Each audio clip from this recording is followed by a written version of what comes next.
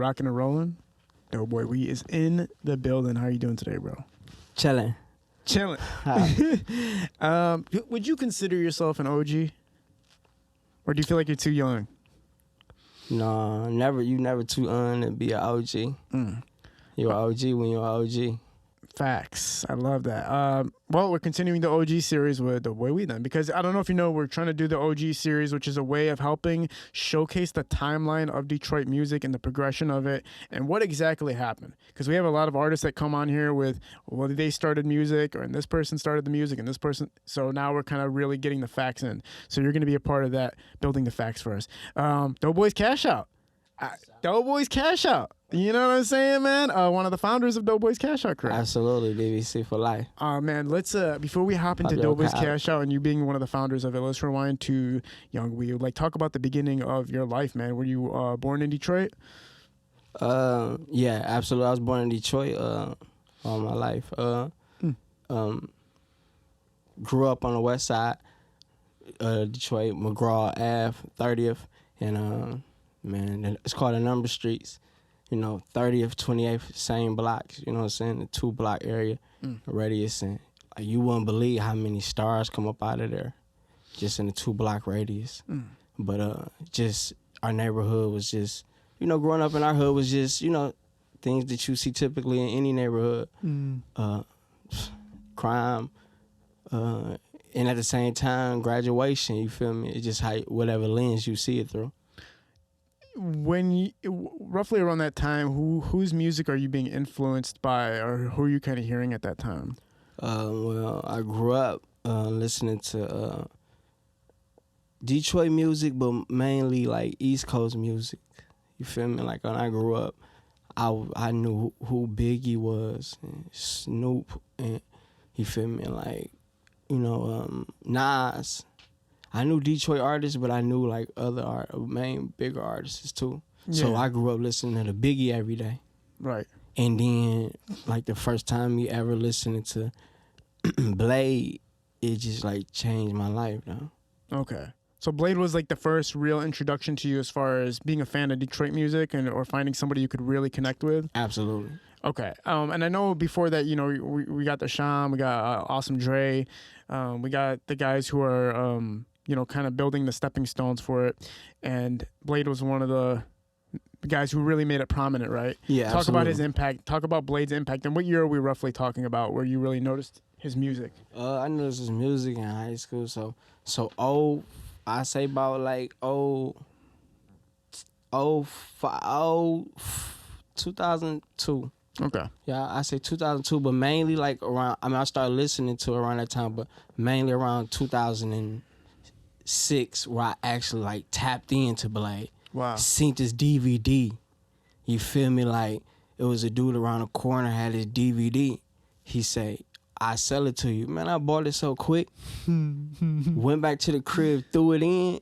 Like, what the fuck is this? Like, this is a Detroit rapper that sound and look good. Like, this shit is a vibe. Like, yeah. And then like, fuck. I got inspired from that. So before Blade, when you're talking about global sensations coming from Detroit as far as rap's concerned, we can talk about Eminem. We can talk about D12. Did that kind of not catch your attention? Did you not really feel that music? Oh, no. Hell yeah. I was tapped into that, too. Okay, cool. Eminem is actually the first tape that I ever bought in my life. Wow. Like, with my actual money. Like, because first album came out before I recognized Blade. You feel me? So, I ain't gonna lie. I had some bread, I got on my bike, and I drove to stores that had sold the tape. I got to about the third store and bought, and that's the first tape that I ever bought in my life. Do you remember if it was Infinite or some shady? I think it was his first album ever. So Infinite, most likely it was Infinite. Yeah. Infinite? No. I think Infinite was his first tape. No, I'm talking about with the black and gray cover. Marshall Mathers. Marshall Mathers. Marshall Mathers LP. Yeah. Yeah, so that's I believe the second tape, second album he ever dropped, either second or third. Yeah, but yeah, I mean, still one of the hottest tapes. The Way I Am's on that. It's like one of the craziest, groundbreaking songs in That's history. when I tapped into him. Yeah, Like when he him and Dre. yeah, That's when I tapped into him. Yeah, for sure. M the greatest though. And then you connect with Blade because Blade is kind of living something that you're living at the same. You can Absolutely, kind of, it's more of a connection. Yeah, You feel me? It's more of a connection. You in the streets, and then you want to see all cultures of Detroit win. Like you got the M's, you got Blade, you got Royce 5'9", you got D12 at that time. You got up and coming artists. I think around the time was like Stretch Money, Kate Easy. You know, you feel me? So even hell of a like people was coming up. You feel me? So at that time it was like give everybody a chance. yeah, You feel me? Give everybody a chance. So it wasn't, all man, No, and but you gravitated towards Blade, even though you're realizing everybody's doing their thing. You're listening to songs from multiple people, but Blade is the one that's connecting you and really like oh, we got something going on here now. Blade, man, the boss up dance. Yeah, You know what I'm saying? Flossing in the cars, him rocking Cartier, he going crazy in limos. He rocking minks. He got the smile. He got the charisma. Yeah. He got the energy. He got the poise. He got the balance. yeah, He got the lyrics, and then mostly he got the music. yes. Blade's songs was great. All of them. When you look at Rock Bottom, Street Lords, what are you witnessing at that time? Did you pay attention to that era? Yeah, absolutely. Rock Bottom, Street Lords. That whole vibe was because we had something to watch. Like you giving that kind, that platform. Like around our time, it was like turbulence. You know what I'm saying? Because I'm tapped into the culture. I'm there. You feel me? So it was Turbulence Wine show. Yeah, that's what we was watching every day. But people tapped into your show like that though. Like people tapped in, you know what I'm saying? But you know what I'm saying? Wine, Street Lord Wine. Yeah. He had a show. What was he putting it on? Like how was he advertising? Like showing It was on the Detroit network. What was that? Like it was a channel, like it was a channel that you get on cable, like on 7 or something, or 7 or 11. There's no way. Yeah. So there was a Detroit channel Yeah. on TV? Absolutely. It came on at 11, like it came on at 11 o'clock at night. What was it called? It was again? called 7 Mile to Belle Isle. It was called 7 Mile to Belle Isle, yeah. You remember yeah. Turbulence? Pirelli, yeah. Me and Pirelli, man, Pirelli hates me, but yeah, he like, Pirelli, well, we talk about that some other time, but Pirelli hates me and he loves me at the same time, but yeah, 7 Mile to Belle Isle, that's what you're referring to. He at the station. Yeah, He survived. Yeah. Me and him go on live at it all the time. We don't actually hate each other. We just have like I think he, just like how you said it, I'm doing what he was doing. I think he's seeing it and he's trying to kind of help me build, but we have differences in how I should build. But anyway, not to get off track with you, but basically you're watching this show, you're seeing all this happening with Street Lords, and you're watching Big Herc and everybody like that pressing. And talk about the moment when you decided to get in the studio. Talk about what gravitated you to recording music. It was all different type of angles, but I ain't gonna lie. It was all different type of angles. I had like I was listening to Blade. I'm just not getting introduced to Blade, but same times it's dudes in my neighborhood that rap too though.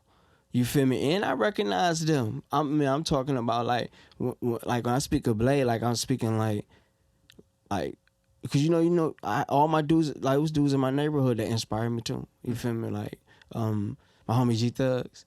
I'm talking about he dropping albums in my neighborhood. Niggas listening to this shit. Niggas tapped into this shit. Like niggas at the G pumping this shit for him. Like niggas going hard for him and shit. Nigga got a whole game plan for him. But Thugs, he got into legal problems. He got into legal problems, unfortunately, and his music didn't push forward like that. But he was an inspiration. Like he was on all the Doughboyz Cashout first CDs, Real Talk, and when that bag touched down, Yeah, Thugs, he fuck with Payroll. He on that bitch icy. You feel me? And this gotta go back in, tapped into that old music. You feel me? Yeah. Like, you feel me? And that shit, great music. You feel me? Some of the artists is here, some gone. You feel me? Unfortunately. Yeah. You feel me? Piggyback on that though. Another inspiration that had pulling me is Rock. He kept pulling me like, we gotta do music. We gotta do music. I'm like, I want to do it so bad. You feel me? Like, I want to tap into it. Like, all right, let's do it. But I knew that we had to make it, you know what I'm saying? Like, the sound had to be perfect. The sound had to be perfect. You feel me? But, you know, that's when my mind flipped. You know what I'm saying? Like, oh, we already clicked up with a clique that makes music too. You feel me? Like Pay and Kid Cash Out. You feel me? We all going to the mall every fucking day anyway, buying Pradas. We going to the mall anyway, buying Cartiers. We going to the mall anyway, just spending money, going crazy for no reason. Fuck, let's just do music together. You know what I'm saying? And it's that shit, like, let's get it. You feel me? Clicked in my mind. I'm like, shit, you feel me? One day, I ain't gonna lie. You know, cause all this shit is like in years passing. You feel me? Like, cause when you doing shit, we young as fuck. You know what I'm saying? We young as fuck, but it's like, okay, it's all about perfect timing. You know, one day I'm blowing, we smoking, chilling and shit, and I tell Dre to go pull up on Pay. And from there, I'm like, it was just history. Yeah, no, dude. Big history. Yeah. Detroit history. Yeah. I don't think there's ever a time where we talk about Detroit music and people talk about the...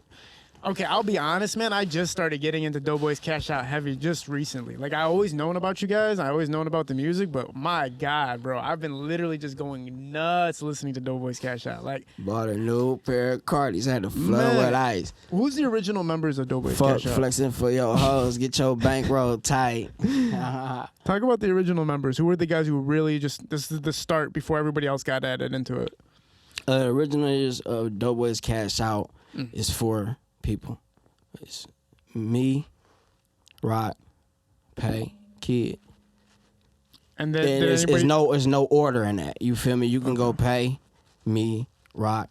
It don't matter. Rock, Pay, Kid. It don't matter. There's no order. Yeah. Feel me? That's the founders of Doughboyz Cashout. How many more people got added to it throughout time? How many people what? Did anybody else get added to Doughboyz Cashout throughout time? Oh, like when I say Doughboyz Cashout, I'm speaking of the rap entity, right? You talking about the music, right? Yeah. Yeah, that's right. Yeah. Like Doughboyz Cashout, like I say, is a whole group though. Yeah. Too. You feel me? Like Keith, Sound My Legend. You feel me? Put on. Yeah. Like man, Darko. Like it's a whole clique. I told you we going to the mall. Like I'm talking about every day, just spending money, just going crazy. Like this is what we doing. So there's a separate entity between Doughboyz and Doughboyz Cashout, kind of. No, it's all the same. Okay, so but as far as artists getting incorporated, because I seen a music video once where it was like 10 people, and I was like, that's Doughboyz Cashout. Yeah. So what I'm saying is like, so it originally started with you 4. Yeah. You said the 4 founding members, right? Yeah. And how did it progressively get it to adding people? It was just a creative process. Yeah. You feel me? Like people wanted to rap, and people was living what they was rapping. You feel me? When I say is because you know what I'm saying. Just I'm speaking of like we going into time. You feel me? Like people, we going crazy. You feel me? Every day we going crazy, going to the mall, spending money, doing us. Yeah. So it was just gradually built. It wasn't like it was more of a genuine type of inquiry of people coming in through. Absolutely. So you 4 are starting it off. What was the first big moment you guys noticed of success or reciprocation from Detroit and from people listening to your music in general? Immediately once we dropped it on the internet, it exploded. Okay. No cap. Like it fucked us up. Like you know what I'm saying? We it's like crushed by MySpace and all that shit was popping off. But like we like shit, we gotta find something to put it on. We put it on them platforms. Make a long story short, same time, we getting blank CDs, just putting them on blank CDs and then writing our names on them, just passing them out for free to any and everybody. And we go downtown and it's just like everybody's playing it. Yeah. Everybody. They don't even know it's us right in the car next to them. I figure, right? Because like social media wasn't as relevant, and so the only other outlet would be. It was MySpace and Crush Spot and around that time. And, yeah. But they would only know if they followed the MySpace page to know what you look like, right? Like, was it? We had pictures on there. Yeah, but that's what I'm saying. It's the only way people would know what you look like is through the internet, right? Right. Could people figure out what you look like because you weren't on TV yet? No, we weren't on TV yet. Yeah.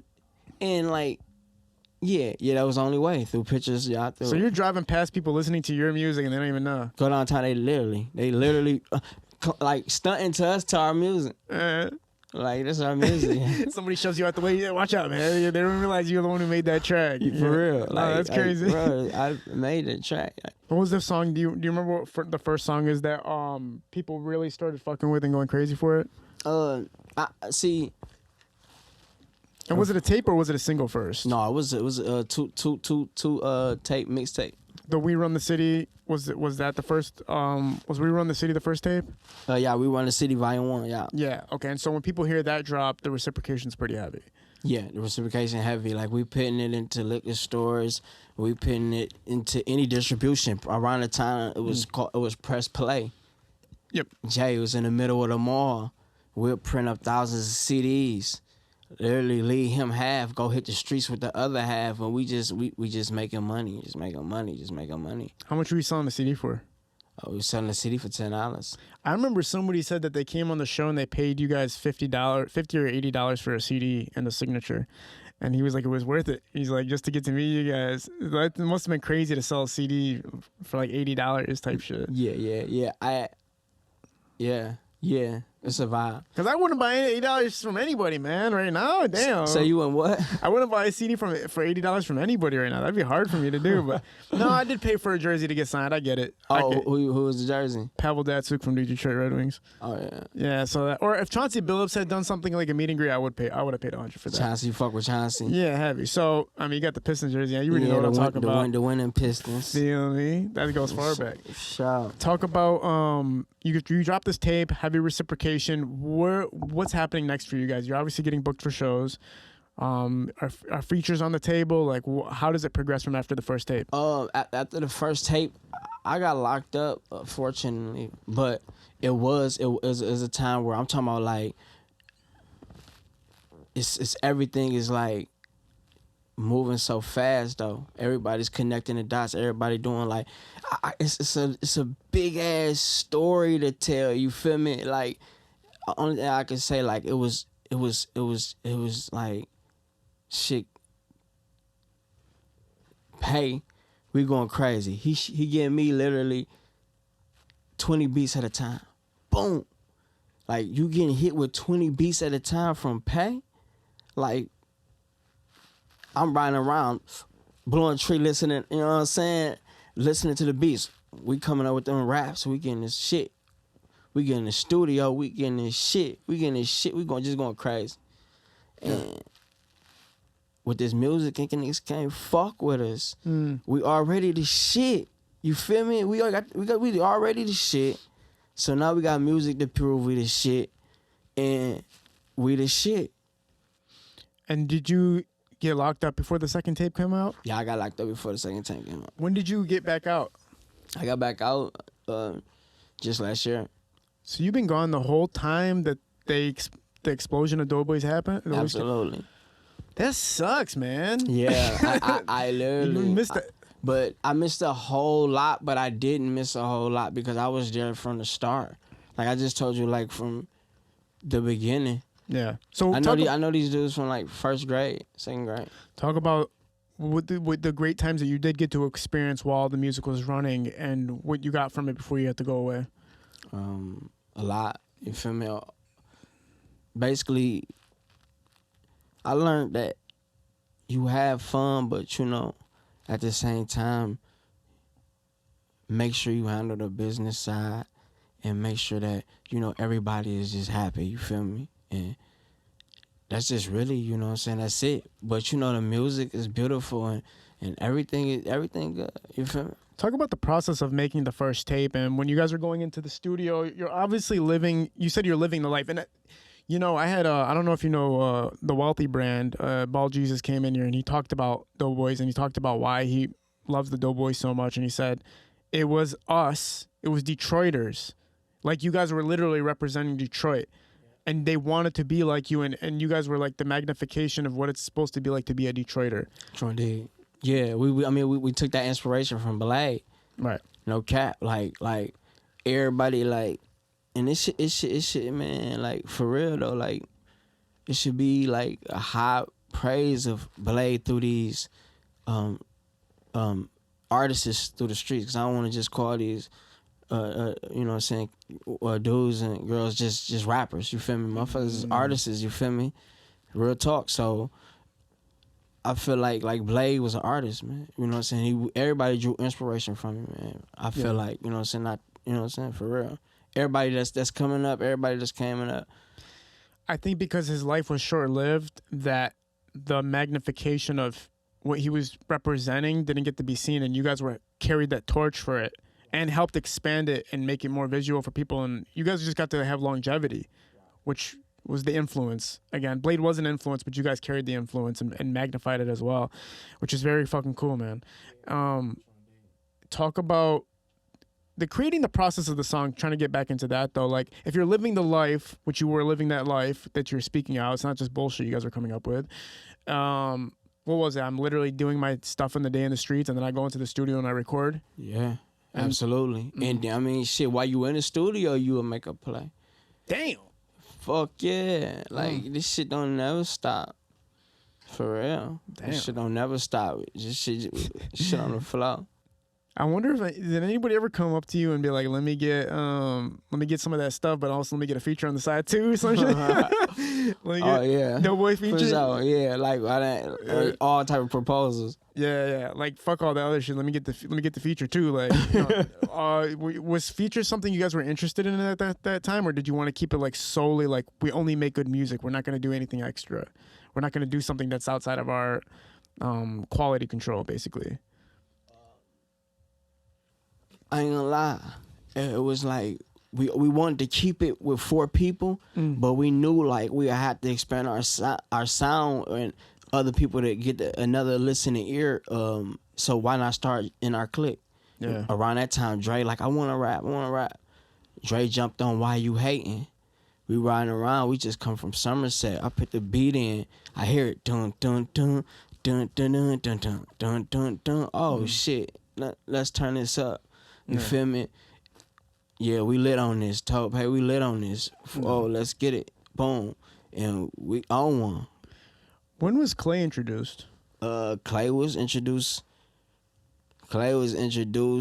early on. Clay always was in the background singing and shit. I used to be doing the ad libs. Like, it just was a production. Like, if you hear the beginning of our songs, we really attracted. We used to come on them bitches yelling at niggas. Like, bitch, this Doughboyz Cashout, stupid ass niggas. Fuck you niggas talking about, nigga. Like, what that nigga, like, this is what it is, nigga. What? Like, literally, we like how Skilla Baby be fucking tracks up and shit. That's like, we come on them bitches exactly like that. Yeah. Yeah, motherfucker. Yeah. Dude, like, motherfuckers like, damn. But motherfuckers love that shit. I swear. When I start listening, I've been listening to a lot of the music. I forgot who said some line about how I'm broke and shit. Like, I think it was Kid or something. It's so crazy that you guys are basically yelling. It's like, who are you yelling at? That's my whole point. Like, when you're making these rap songs, like, who are you talking to when you're saying, yeah, you don't know what the fuck it is, y'all ain't shit? Like, are you talking to us? Are you talking to who? Like, what's the mindset behind knowing that's gonna work? Is my question. Like, how do you know that's gonna work? Because, like, it's science. Like, it's telling the ear what the ear want to hear. Yeah. Not to sound deeper than what it is, but that's exactly what it is. But on top of that, this is how we feel. Yeah. Like, it's not shitting on anybody. it's just exactly how you would feel when you feeling like this shit. You just saying it out loud. We just saying it out loud on the beat. Yeah. It's kind of like when you hit a J when you're playing, like the game winner when you're playing basketball with your friends and you feel crazy, like. Trinity. Yeah. We on that 24/7. Yeah. It ain't never coming off. So you guys were pretty much already balling. You make music. Now you can be seen balling, right? Now it's like, yo, not only were we doing it, but now you're going to see it and hear it. And people are really like, I feel that way too, or I want to feel that way, which gravitates them to your music. Talk about some of the songs that stuck out to you in particular on the first tape, that and talk about the process for some of the songs you put out on the first tape. The first tape, wow, man, it's every song. It's a double disc. We've dropped it up, man. We went crazy in the streets with them boys. We had them boys up at S-Boy on Tireman. Shout out to my man's S-Boy for real, man. We got them boys up at S-Boy. Like, them bitches going crazy. They flipping.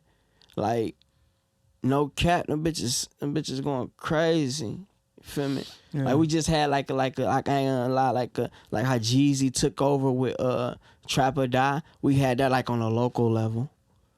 Like, niggas was fucking with that shit. Yeah. And then niggas dropped our dog hoes. Yes.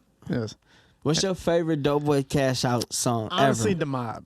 The Mob. The Mob with everybody on that joint? Yeah, that was, I'm not gonna lie. That shit hard. Here's the thing. I keep fluctuating between different songs. But right now, that's the one I'm on. I honestly, bro, The Mob is probably the one I'm repeating like crazy right now. Grind to Shine, obviously, like, you can't deny it. That shit's legendary. Grind to Shine is my cousin showed me that years ago, and that was the one that made me go like, I know Doughboyz Cashout, but I really got to listen to them now.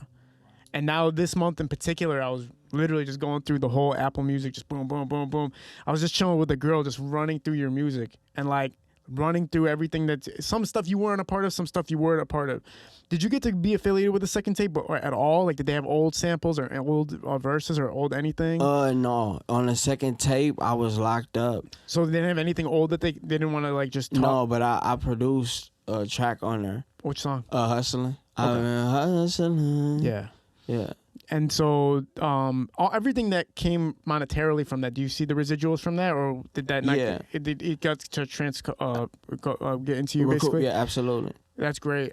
So you didn't lose anything from doing all that, right? Now, when people talk about the Doughboyz Cashout group, do you feel like your name gets left out now because maybe people don't realize that, you know, because you were only on the first tape, like how much impact you had into it?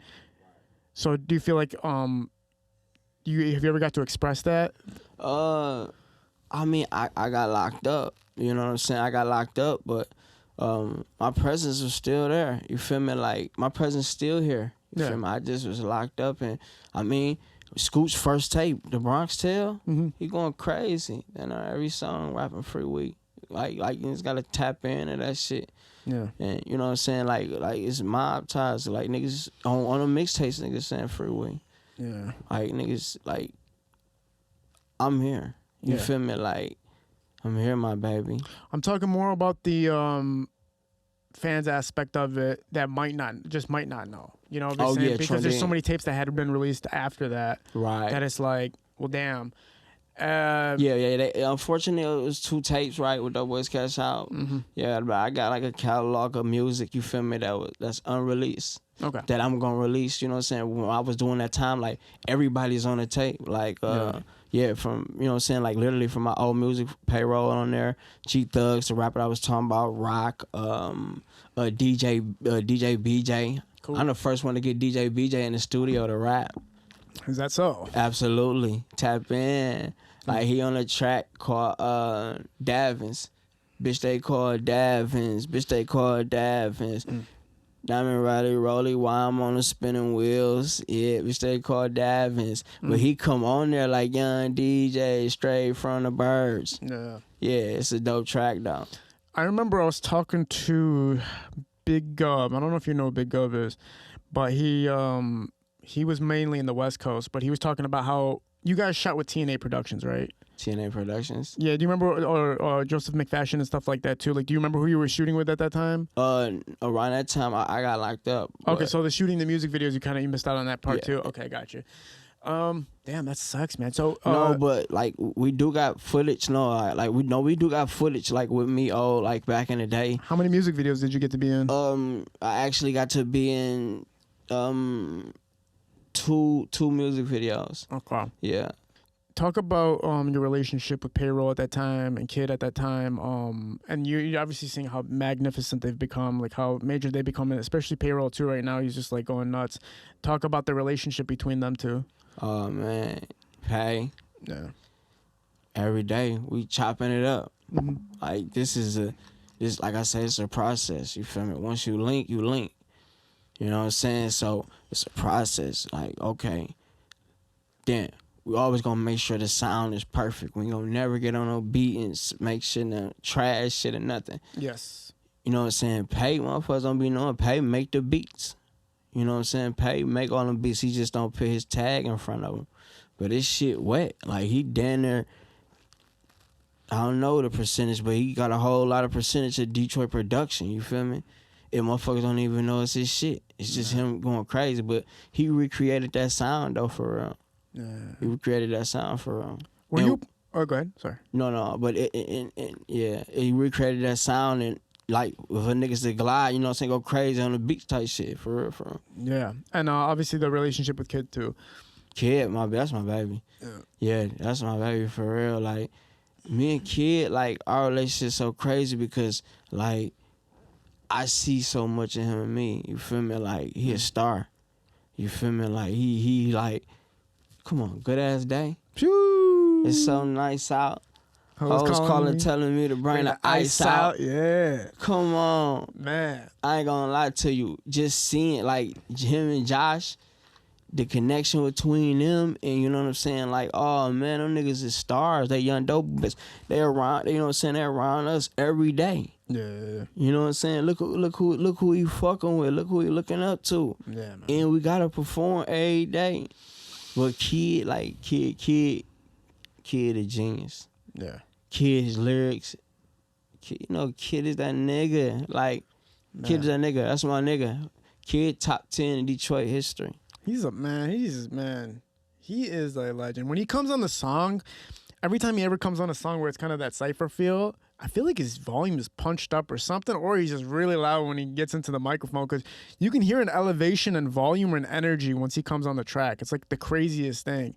I'm not sure if they mix him differently or what they did with him, but no, that's just him turned up. Yeah, he's loud, but it's like a good loud, like it's right on the money. Well, it sucks to hear that you know, obviously, do you care to talk about what you got locked up for, or do you want to skip past it? No, I mean, I don't care. Okay, yeah. So, what's up? Battery switch. Okay, cool. Before, so you obviously you had gotten locked up, which is why you couldn't continue with the group at that time. What was the reason that you got locked up for? I got locked up for a CSC charge. What's that? That's a criminal sexual conduct charge. Okay. And so what? Like with what? Like a female that I knew. She allegedly she said that I performed oral sex on her. Okay. While she was asleep. Okay. And so did you plead not guilty or like no contest or what happened? I pleaded not guilty. I went through a 4-day trial process. And I knew I was gonna pull out. I don't know how I came back guilty. It's fucking crazy, yo. Yeah. 13 years later, it's like, whoa, we you back on the streets. But 13 years behind bars is serious. You feel me? Like, this shit ain't no joke. Like, I really did, like, time in prison. And, you know what I'm saying? I ain't scared to talk about it. And, you feel me? And that's just who I am, you know what I'm saying? Like, this is a part of my life, you feel me what I'm saying? 13 years is a long time of life, bro. That's probably a quarter of your life. Talk about the circumstances. You feel like you were wrongfully convicted on your end. You feel like it was not justice wasn't served on your end. No, absolutely no. Okay. You know what I'm saying? People go get my paperwork, whatever. You know what I'm saying? Go read up on this shit. I slap my shit on the internet, but I was wrongfully convicted. You feel me? And you know, a lot of people be like, "Hey, we speak about it," and I be like, "Okay." this is a personal matter that I'm handling within myself and my family and my loved ones. Yeah. Oh no, you need to speak about it more. All right. It ain't nothing that I'm scared to talk about. People can ask me anything. Yeah. Obviously it's terrible. You know, I'm not, you know, it's not a courtroom or anything like that to interrogate or be like, oh, well, what happened? I mean, that's up to you to talk about. But I think more importantly is that on your end, you just feel like there was no justice served on your end. You know, I was wrongfully convicted, and you know, I feel like in due time, that will be presented to the world. Do you feel like it negatively impacted your career somehow, as far as like, did you lose connections or network? Because regardless of you being innocent or not, people are going to look at that type of charge and be like, oh, we're not going to work with you anymore. Did that end up happening? And did like the fan base kind of fade away because of that? No.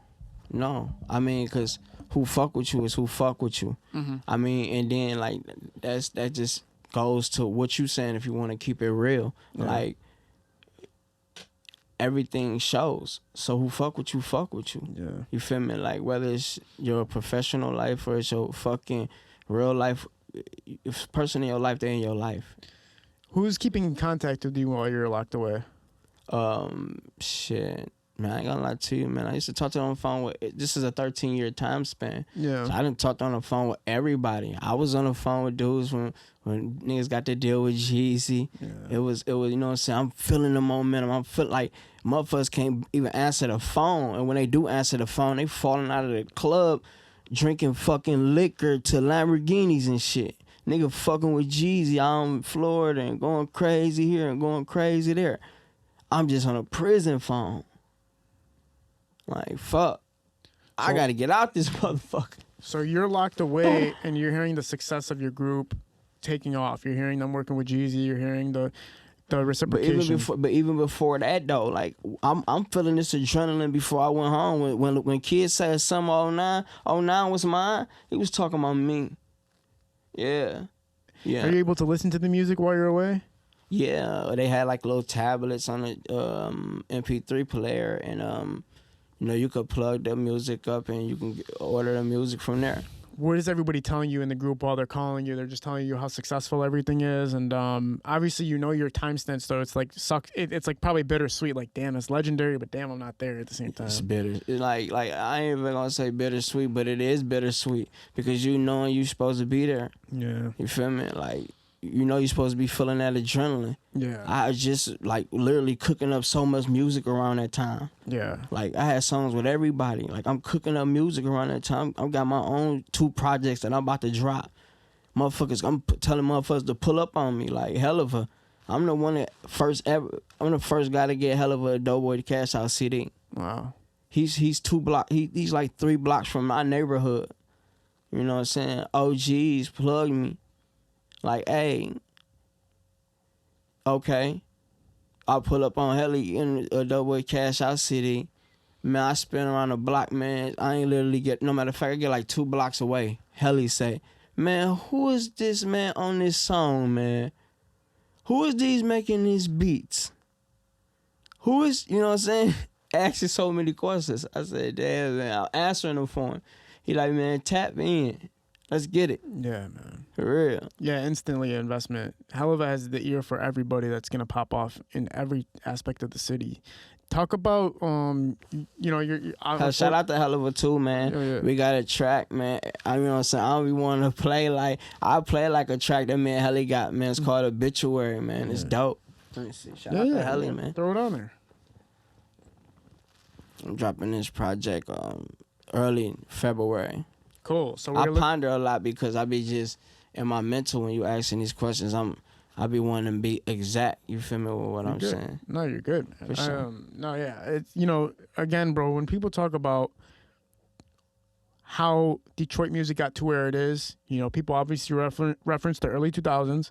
You know, sometimes it's unfortunate people do skip, like, I guess the late 80s and the early 90s. Some people are skipping like the Awesome Dre's and stuff like that. Maybe people just aren't familiar.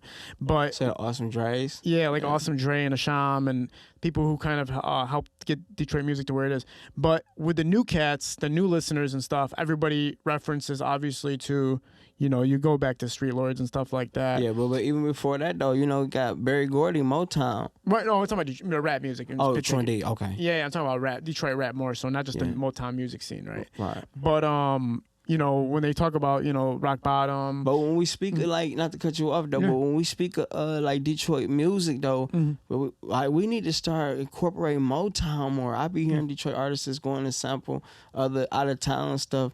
Like, people need to tap in with Barry, you feel me? Like, for real, like, to get some of them songs clear. Motown has so many hits, like, in Detroit, we got a music culture now, so why not connect them, you know what I'm saying? Facts. You're absolutely correct. That's something I got to start incorporating more, so it's not just getting into rap involved, but there's also a base of music that help get rap to where it's at, too, beyond it being just rap music, which I'm going to work on getting those people involved in it, too. But a lot of people talk about how Barry left, like, you know, Detroit, like Motown left Detroit, so it's hard to kind of how people remember the timeline of that a little bit. But talk about how, again, people are always referencing Doughboyz Cashout, Street Lords, you know, Team Eastside. We're going to the 2000s to the kind of the 2015 era, right?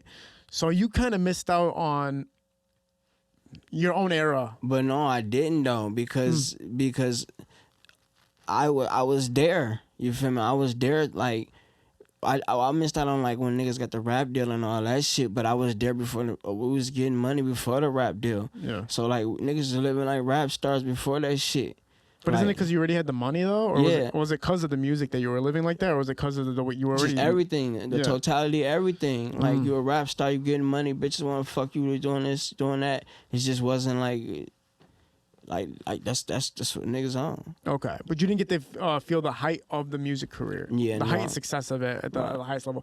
You know, but not to cut you off. Okay. But look, we were connected with green guys. You know what I'm saying? Even on the east side, like motherfuckers don't know. Motherfuckers fuck with ICEWOOD Vezo, like when his name was Young Vez. You feel me? Like, ICEWOOD Vezo was on Flooded with Ice. You feel me? The remix. Our first song, you know what I'm saying? It was cats on that bitch. Ice was on that bitch going crazy. You feel me? We connected with Snoop. You feel me? Nigga Snoop, my nigga. You feel me? And I fuck with A on the other day. Nigga fucking with Ray. You feel me? Yeah, niggas connected. You know what I'm saying? Fucking with the east side niggas and shit. You know what I'm saying? That shit was love, bro. You feel me? So when all that's like the spill of that shit, when I was in prison around that time, so I it was kind of unfortunate for me because I knew what was happening behind the scenes. It wasn't no hate or no beef or nothing between no east side rapper and no west side rapper. It was all love. Niggas know west side niggas giving money, east side niggas giving money, and niggas that's giving money not hating on each other. Yeah. So we was nigga like fucking with Webbo, you know what I'm saying? Niggas fuck throwing them green guy parties, Apple and them, you feel me? You know, niggas, you know what I'm saying? Hustle Boys, you know what I'm saying? Like, for real, like, Hustle Boys is like 4-2 before 4-2. Hustle Boys is 4-2, for real, yeah. What do you mean?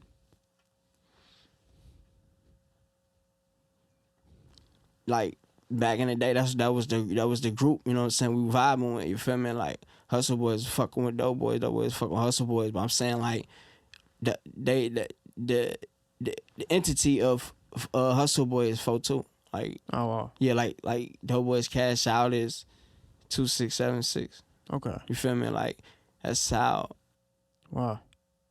That's something I think people in really are connected, like, that have been following the journey will understand more than me, because it's like, I don't get the numbers thing. You know what I'm saying? Oh, yeah. Yeah, like, I don't know. Oh, you don't? No, like, the numbers? You still ain't figured it out? The numbers? Oh, man. No, I don't understand numbers at all. Look, I know you be doing, all I know is 313, man. That's all I know. Yeah, for sure. Yeah, that's Trilly. That's how, yeah. Yeah. So what is it? Like, what does the numbers mean? The numbers is, the numbers is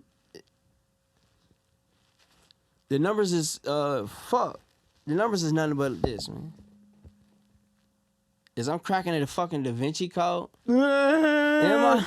No, you don't have to. You don't have to crack the code. It's just the idea of what do they represent is what I mean. Oh, now, no, the numbers. Yeah. The numbers is like the numbers is your click. You feel me? Oh, okay, got you. You know what I'm saying? It's a connection between your click. You feel me? Got you. So it's just the numbers that represent the group that you're a part of. Absolutely. Okay, cool. So at that time, Street Lords are. I'm sorry, Team Eastside is opposite of you guys, right? At that same time. Team Eastside. Yeah. Was that kind of around the same time, or was that further along down the line? Oh no, Team Eastside. They vibe. I just told you like Green Eastside. All right.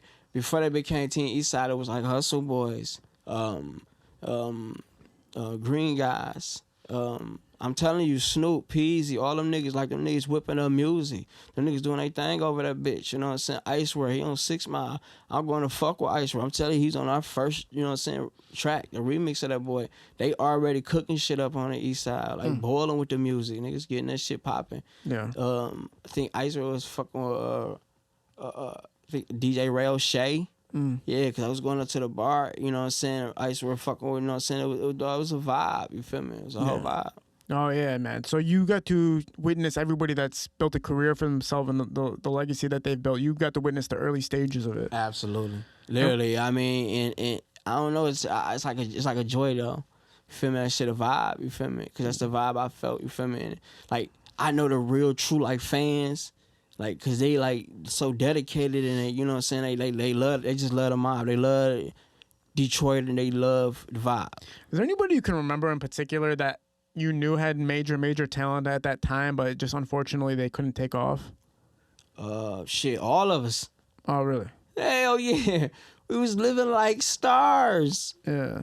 Literally, all of us. Like, fuck. Like, who couldn't take off? Me, Kid, Pay, Rock. You go back on the east side, ICEWOOD was bubbling. You feel me? You got the Lodge Boys. Helliver was doing their thing. My nigga Woe McNichols, Lodge Boys, it's going crazy around the time. May West. Niggas cooking that shit up, man. Detroit. Niggas gonna keep cooking this music up until we really take off. Like, it was never a time we weren't cooking shit up. But you didn't feel like you guys made it to that point that you expected to make it, is what you're saying. Like, you guys are bubbling. You guys are at the highest point of bubbling, but it's not like going to the level you want it to. Right. Trending. Yeah. So damn. Okay, so you still don't feel like the Doughboyz got their stamp. Hell no. Damn. No, fuck that. What do you think didn't get you guys the stamp?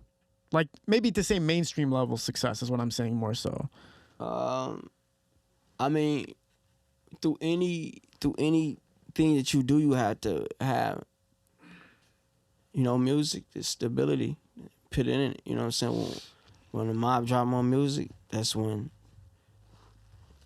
stability to be there. You feel me? Like, Migo never stopped because Migo kept going.